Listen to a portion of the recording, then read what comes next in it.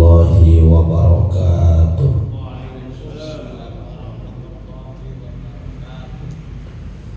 Bismillahirrahmanirrahim. Alhamdulillahirabbil alamin.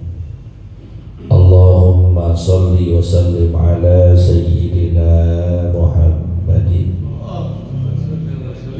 wa ala alihi wa sahbihi ajma'in. Amma ba'du, fa inna asdaqal hadits kitabullah wa khairal hadi hadi sayyidina Muhammadin sallallahu alaihi wasallam, wa syarrul umuri muhdatsatuha wa kullu muhdatsatin bid'ah wa kullu bid'atin dhalalah wa kullu dhalalatin finnar. Subhanaka la ilma lana illa ma 'allamtana innaka antal alimul hakim. Rabbi shrah li sadri wa yassir li amri wahlul 'uqdatam min lisani yafqahu qawli. Amin. Yang sama-sama kita hormati dan muliakan para asatidz, para orang tua, para sesepuh, segenap pengurus dan jamaah Masjid Al-Anwar yang dimuliakan oleh Allah. Alhamdulillah, kita masih diberikan berbagai nikmat dan karunia pemberian Allah. Mudah-mudahan berbekal nikmat tersebut senantiasa kita bisa menambah kualitas dan kuantitas amal ibadah guna dijadikan sebagai bekal menuju kehidupan akhirat nanti. Amin ya rabbal alamin. Kita awali pengajian ini dengan membaca suratul Fatihah. Kita lihatkan pahalanya sampaikan kepada pengarang kitab yang kita kaji, yaitu Syekh Muhyiddin Abu Zakaria Yahya bin Syaraf An-Nawawi Ad-Dimashqi, juga kepada orang-orang yang telah berjasa mewakafkan harta dan tanahnya untuk kepentingan masjid kita ini, pada orang-orang tua kita, kakek nenek kita, sanak famili, saudara, serta guru-guru kita yang telah meninggal dunia. Wabil khusus mereka yang pernah menyebarkan ilmunya di tempat kita, di antaranya almarhum Al-Mafullah Kiai Haji Ahmad Ripian Hidayat LC, almarhum Al-Mafullah Kiai Haji Abdul Rashid bin Haji Muhammad Siddiq, almarhum Al-Mafullah Kiai Haji Abdul Rahim bin Haji Muhammad Siddiq, almarhum Al-Mafullah Kiai Haji Anwar bin Haji Muhammad, almarhum Al-Mafullah Kiai Haji Abdul Rahman bin Haji Salihun. Semoga Allah Subhanahu wa taala ampuni segala dosa dan kesalahannya. Allah terima amal ibadahnya. Allah jadikan kuburnya Raudhah min riyadil jannah biniyatil qabul wa bijahir rasul. Al-Fatihah.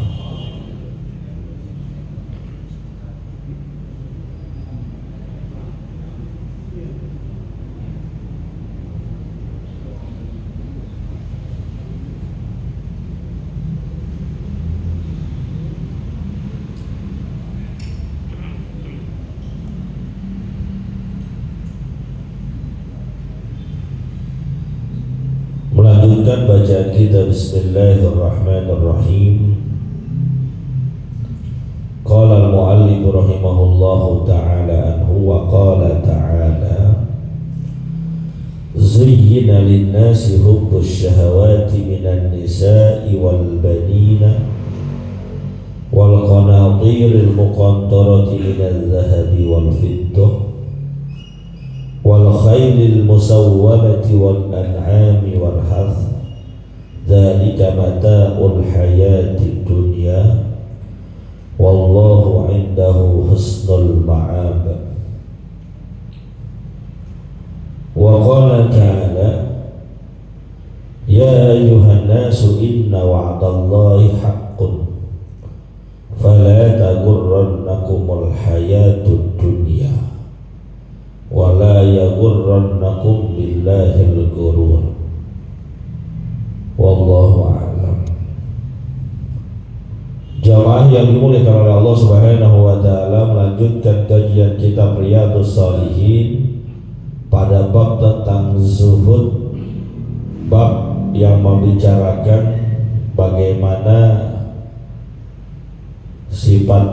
sikap kita sebagai manusia tidak terlampau cinta kepada dunia.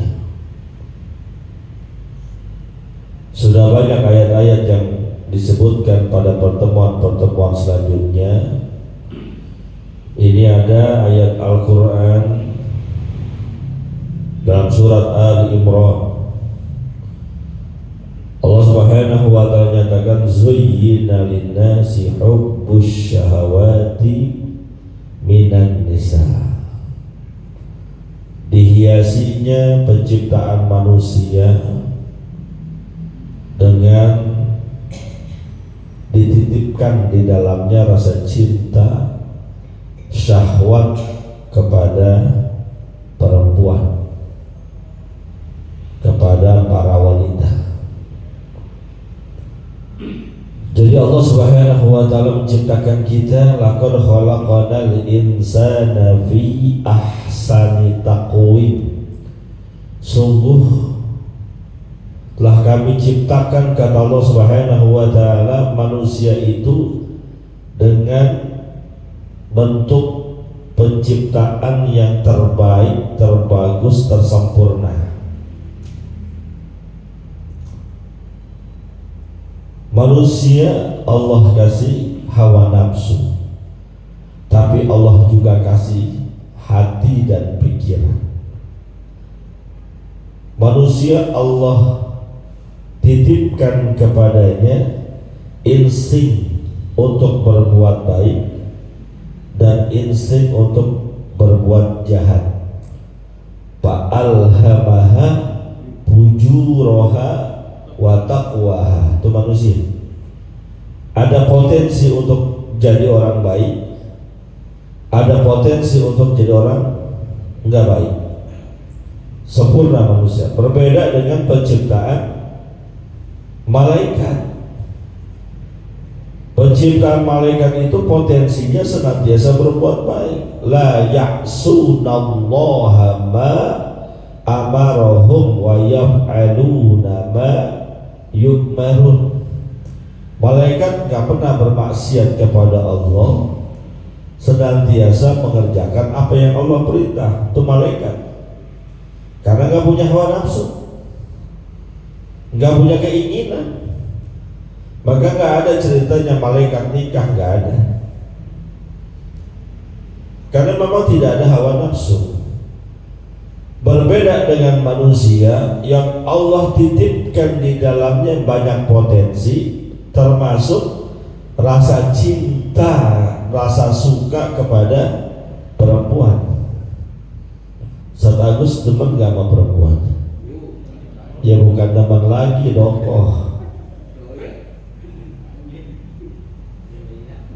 Laki-laki kudu mesti suka terhadap perempuan, itu kodratnya. Maka kalau ada laki-laki nggak suka sama perempuan, penyakit, kagak normal, di luar kodrat, harus berobat, mesti diperbaiki, jangan dibiarkan. Kadang orang salah persepsi ketika mungkin dia punya trauma, lalu tiba-tiba menjadi tidak suka terhadap perempuan, seorang laki-laki, lalu lebih suka kepada laki-laki, dengan entengnya mengatakan memang sudah kodratnya saya menyukai laki-laki. Bukan, kodratnya laki-laki mencintai perempuan, kodratnya perempuan mencintai laki-laki. Kalau ada laki-laki mencintai laki-laki, menyukai laki-laki, berarti abnormal. Kalau ada perempuan mencintai perempuan, perempuan menyukai perempuan, maka tidak normal, penyakit, harus diobati, jangan dibiarkan. Jika ada di lingkungan kita kayak gitu, arahkan untuk berobat, berubah. Maka ngeri Pak zaman sekarang, ya Allah.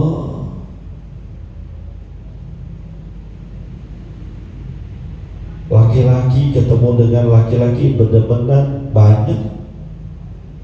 Perempuan bertemu dengan perempuan benar-benar banyak.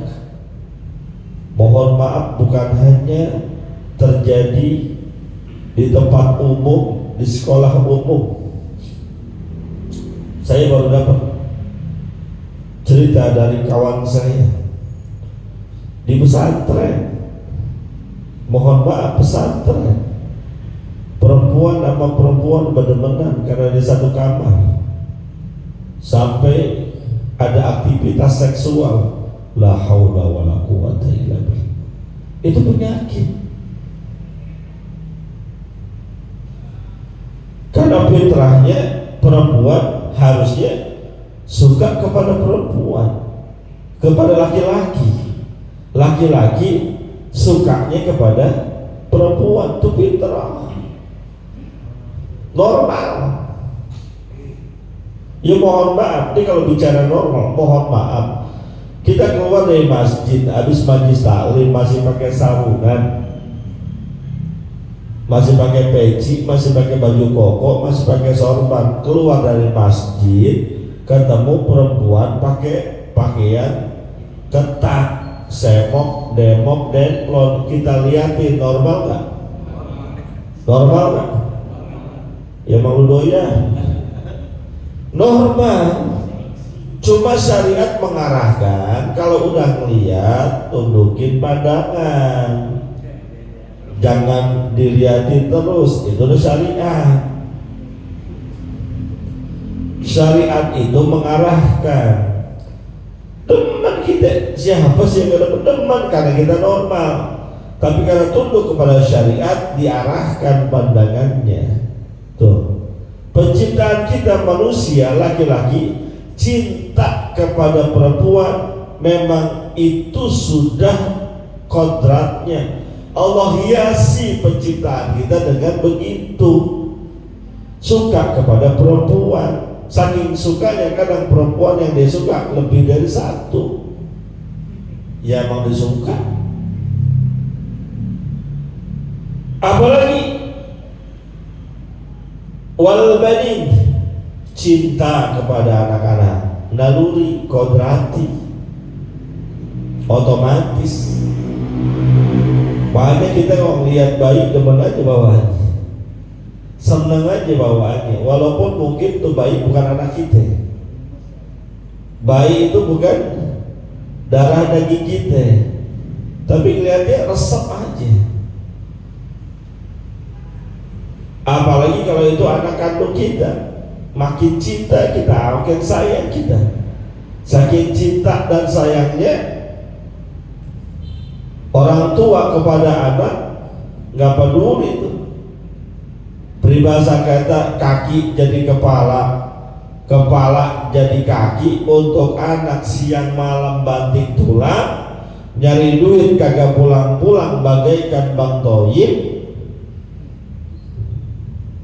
Karena apa? Cinta kepada anak,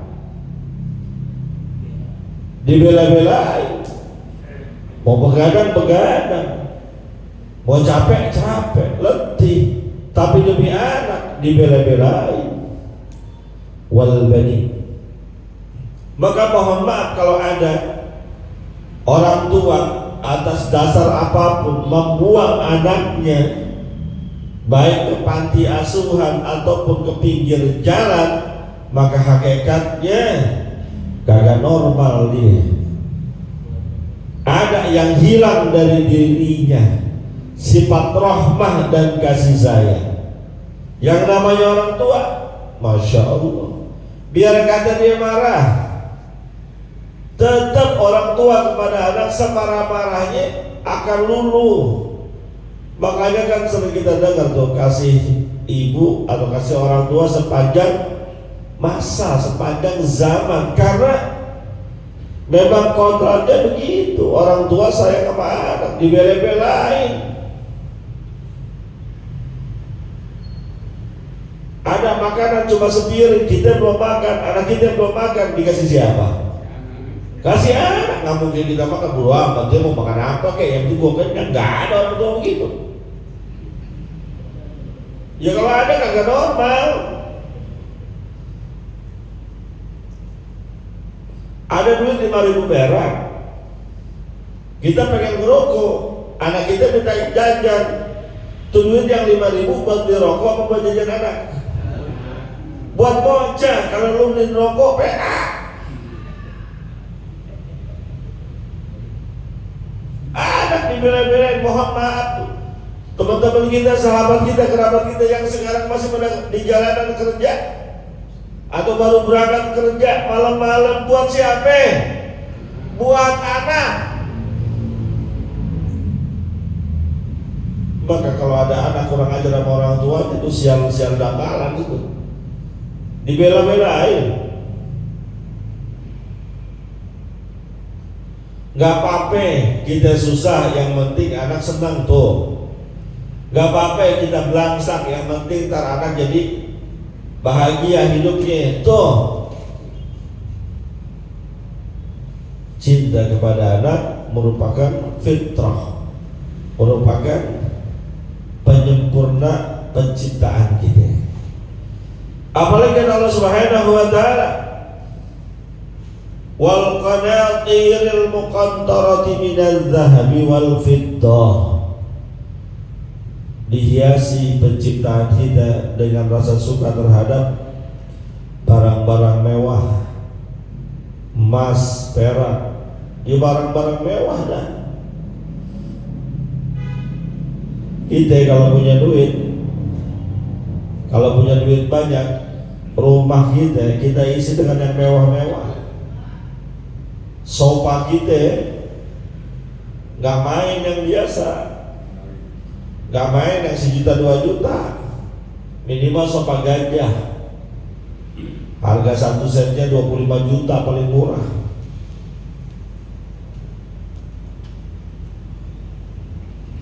Lampu rumah kita nggak cukup neon biasa, pasangin kristal. Emang kita suka yang mewah-mewah, cuma nggak punya duit aja. Jadi yang ada di rumah kita begitu, emang nggak punya duit. Coba duit kita banyak, oh apa juga yang mewah-mewah, kasur yang mewah, ya nggak main, model-model murahan Roman nggak kelas, di atas itu udah. Kalau perlu yang isinya air atau kasur. Itu kalau kita punya banyak duit, rumah kita keramiknya enggak 30 warna putih merek Asia, kagak. Minimal marmer bawah. Oh, granit dah paling enggak ukuran 60 kali 60. Duitnya ada. Emang kita suka begitu. Emas, jangan perempuan, laki-laki aja doyan sama emas, apalagi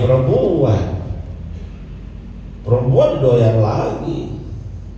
Kalau nggak percaya, cobain aja. Kita istri di rumah sakit, ngembrek, batuk pilek, nggak bisa masak dah, gigil badannya.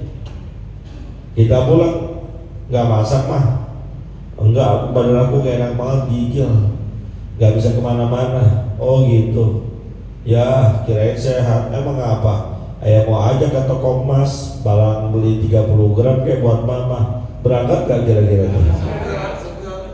Ya kan lagi sakit, berangkat gak? Berangkat. Apa? Toko emas. Ya udah bang, kita ke Singgalang Blok M dulu. Blok M lagi mainnya. Tadi dia bilang puyeng kepalanya. Dengar dia beli rumah sehat. Udah, makanya besok-besok kalau bini kita sakit kan bawa ke puskesmas. Lama sembuhnya? Ya ke puskesmas lu sakit apa aja obat jantung, hijau, kuning, sama merah muda. Bener kan? Iya, BPJS semua. Nggak sembuh. Bini kita meriang, suruh dandan, bawa ke toko emas, sehat, yakin ya. Nggak usah tanggung-tanggung beliin 30 gram gitu, berat keroncong. Pulang juga segar. Semua suka mas, jangankan yang perempuan, yang laki juga demen sama mas. Emang Allah sudah sempurnakan penciptaan kita seperti itu.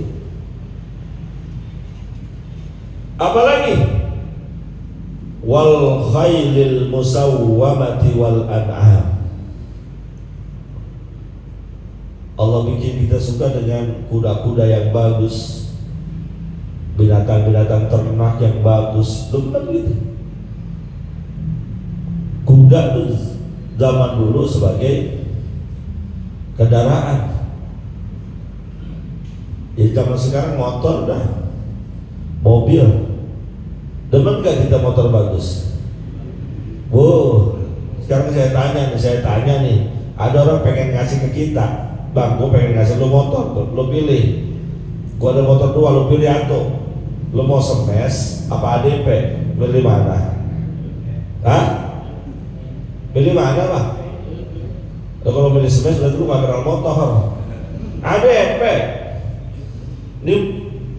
Di kantong kita ada duit 1 miliar umpamanya, ngaya kan boleh pak ya. Punya duit 1 miliar, pengen beli mobil, kira-kira beli mobilnya Agya apa Innova? Ya, kagak main aja. Tuh yang ada dijual ganti Innova.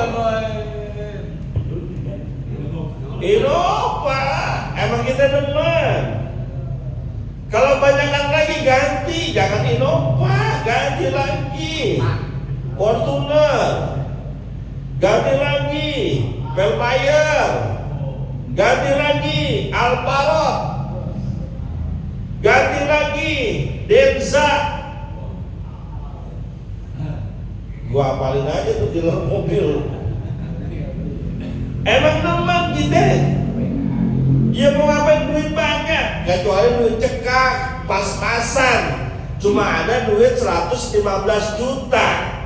Kira-kira beli apaan? Innova apa Agya? Ya Agya dah. Ya cuma duit segitu, nggak cukup. Beli dulu Agya, kumpulin. Kalau ada lagi naikin ke Innova, begitu kan? Biarin tahun lamaan dikit, 2007 dah.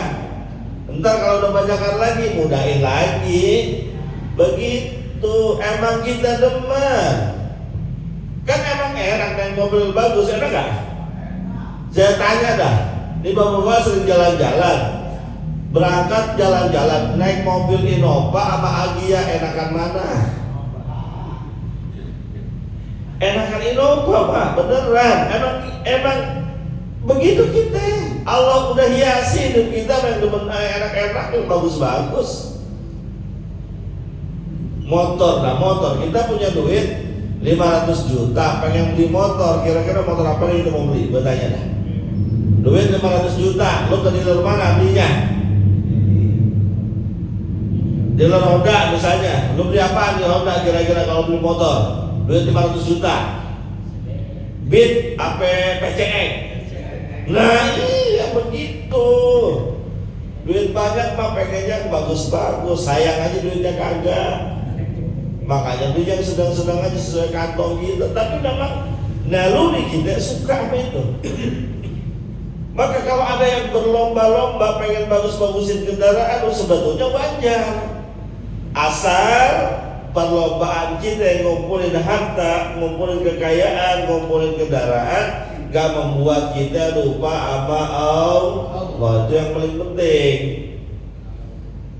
Ya kalau kendaraan mau yang bagus silahkan, makin bagus makin nyaman. Begitu emang Allah udah bilangin. Walhars, sawah-sawah. Demen kita kalau punya sawah banyak, investasi. Apalagi kalau kita jalan-jalan ke kampung, Masya Allah, lihat sawah, udah pada menguning, mau dipanen, enak gak tuh? Punya sawah banyak, enak gak? Enak Pak, investasi. Kita emang naluri pengen berinvestasi, Allah yang ciptain tuh. Maka kalau ada orang yang nyimpan duit di bank ratusan juta buat kehidupan dia yang akan datang, buat anak turunannya, wajar. Memang Allah ciptain begitu. Cuma punya investasi jangan membuat kita pelit, itu yang salah. Karena kita pikirin investasi buat hidup masa depan kita, buat anak keturunan kita, bahkan cucu kita udah kita pikirin. Kumpulin aja tuh duit, kumpulin.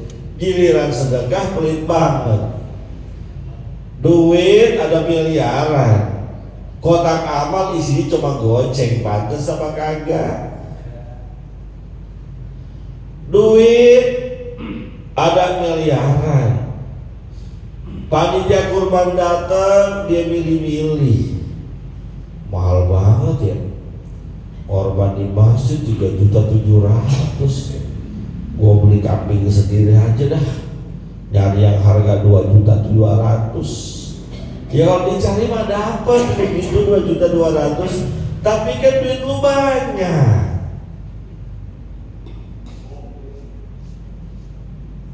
Kalau dulu model-model begitu beli satu-satu ngapa? Duit banyak, panitia maulid datang ngumpet. Terus duitnya buat ini, buat buat ini, ya.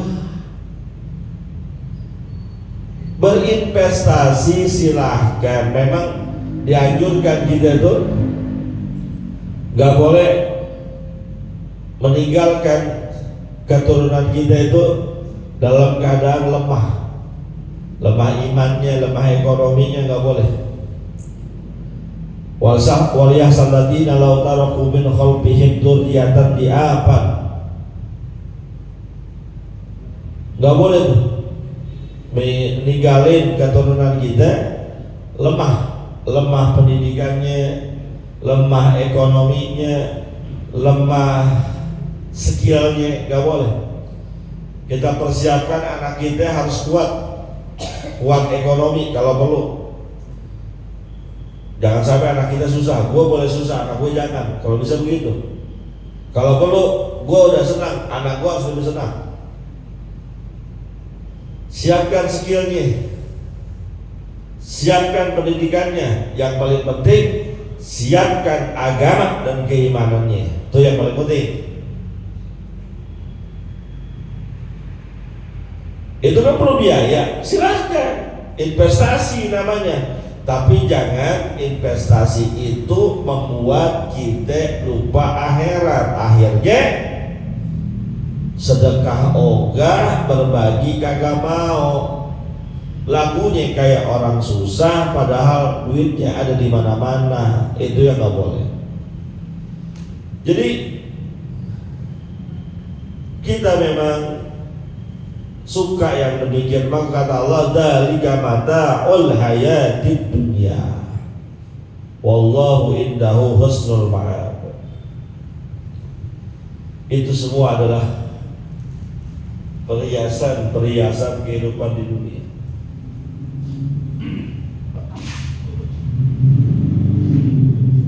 Perhiasan hidup di dunia. Namanya perhiasan wajib apa enggak? Enggak wajib. Laki-laki enggak punya bini, boleh? Boleh. Kalau memang dia mau pilih jalan itu.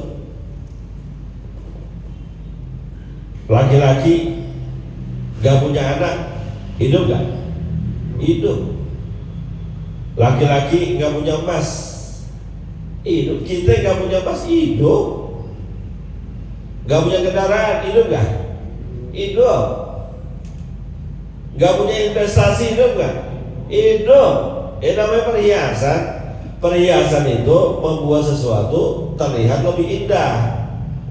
Kalau nggak ada itu, perjalanan masih bisa kita lanjutkan.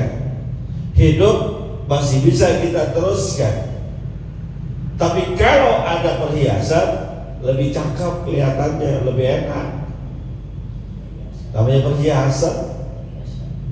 Bini kita, seandainya bini kita gak punya cincin, gak punya antik, gak punya gelang, kalau emang dasarnya cakep, ya cakep.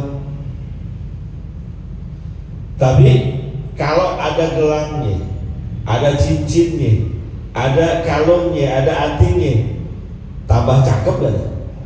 Tambah cakep. Orang bakal bilang, bini siapa itu?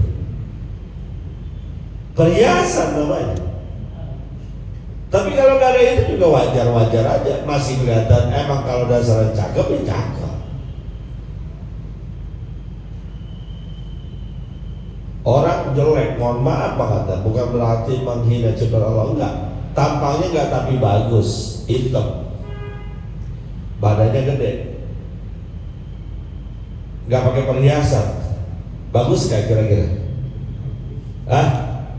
Ya bagus, penciptaan Allah, enggak ada yang jelek, tapi kurang tapi enak dilihatnya.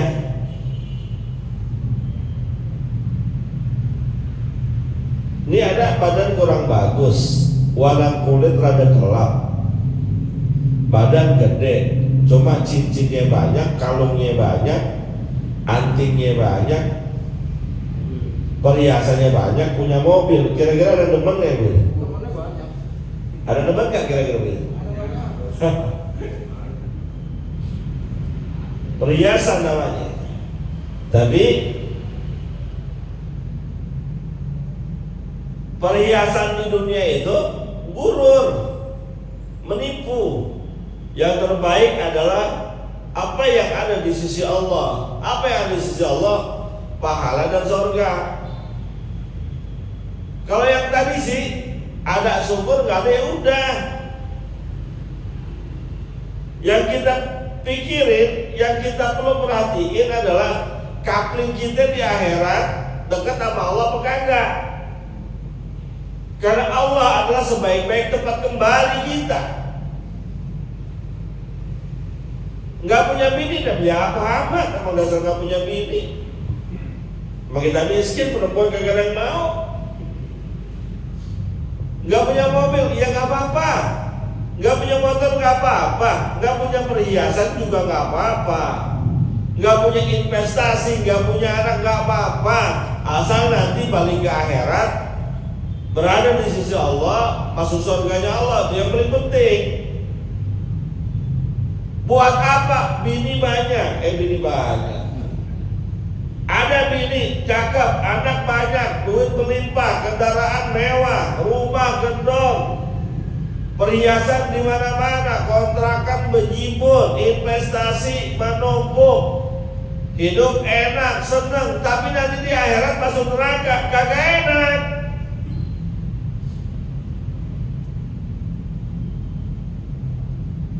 Senang di dunia mah ya berapa lama sih?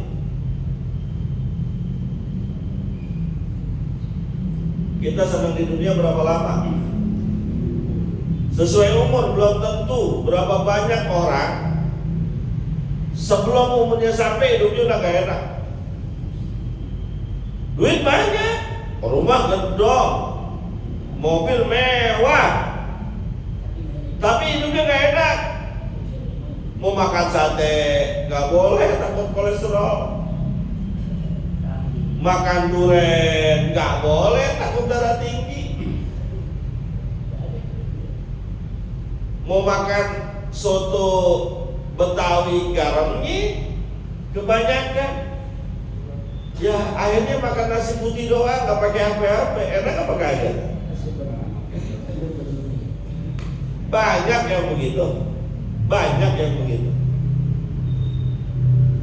Jadi hiasan-hiasan yang Allah berikan kepada kita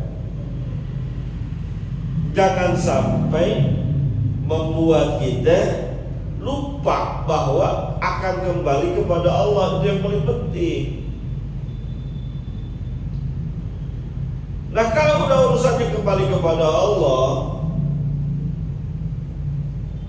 masuk surganya Allah yang disambut dengan kalimat ya ayyatuhan nafsul mutmainnah irji'i ila rabbiki radiyatan mardiyah fadkhuli fi ibadi wadkhuli jannati, kata Allah, masuklah kalian ke dalam golongan hambaku, masuklah kalian ke dalam surga. Tuh perhiasan-perhiasan tadi dengan sendirinya ngikut. Allah akan bangunkan istana di surga, bukan lagi cuma rumah mewah. Rumah mewah kita di dunia paling mahal banget, bawahannya marmer. Kalau istana di surga bukan lagi ubinya marmer, temboknya dari emas, lo bayangin aja udah.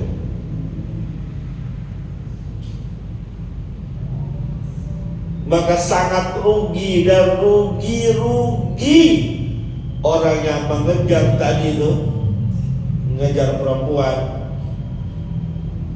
ngejar anak, ngejar perhiasan, ngejar kendaraan mewah, ngejar investasi, tapi dia tinggalkan, dia lupakan tempat kembalinya nanti di akhirat.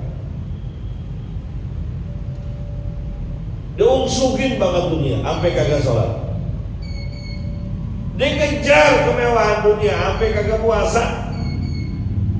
Azan berkumandang bodo amat, muazzin udah manggil-manggil hayya 'alas shalah, dia masih tetap di jalanan, di kerjaannya, rugi. Apalagi mohon maaf kalau hari Jumat tuh kadang saya suka sedih, ya Allah, saudara-saudara saya yang mohon maaf yang pada memakai jaket-jaket hijau, oranye, kuning, dia masih berkeliaran di jalanan. Azan sudah berkumandang, khotib sudah menyampaikan khutbahnya, mengantar penumpang, mengantar antaran barang. Itu yang dicari apaan? Duit lu cari, kemewahan yang mau dikejar. Mohon maaf banget, semahal-mahalnya ngantar barang, ngantar orang, ngantar paket, berapa duit itu dibayarnya? Berapa duit? Anggap 50.000. Ada nggak ngantar paket 50.000? Ada kalau ke Bekasi. Anggap 100.000. Kita antar barang, antar paket, antar penumpang, dapat bayaran 100.000. Tapi meninggalkan sholat Jumat, yang 100.000 nggak ada artinya, yang 100.000 nggak ada apa-apanya, yang 100.000 nggak ada manfaat buat dirinya.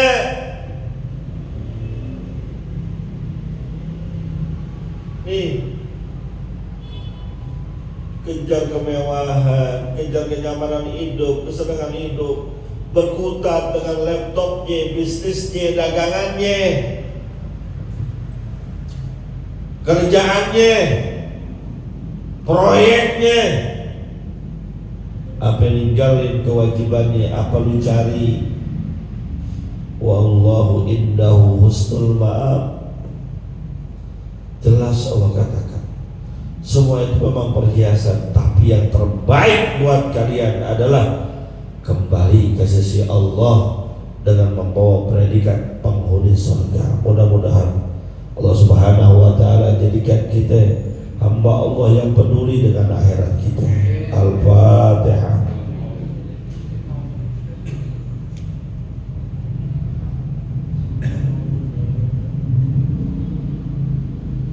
Bismillahirrahmanirrahim. Alhamdulillahirabbil alamin. Allahumma shalli wa sallim ala sayyidina Muhammad wa ala ali sayyidina Muhammad. Allahumma a'inna ala dzikrika wa syukrika wa husni ibadatika. Allahumma ighfir lana wa liwalidina warhamhum kama rabbawna shighara. Wa hab lana ya wahhab ilmal hikmatan wa rizqi ya razzaqul lil sahira wa bil khairi fatta faqtahu bil ilmi ali kulli mubaddila. Wa sallallahu ala sayyidina Muhammadin wa ala alihi wa sallam. Alhamdulillahirabbil alamin. Terima kasih, mohon maaf. Assalamualaikum warahmatullahi wabarakatuh. Allah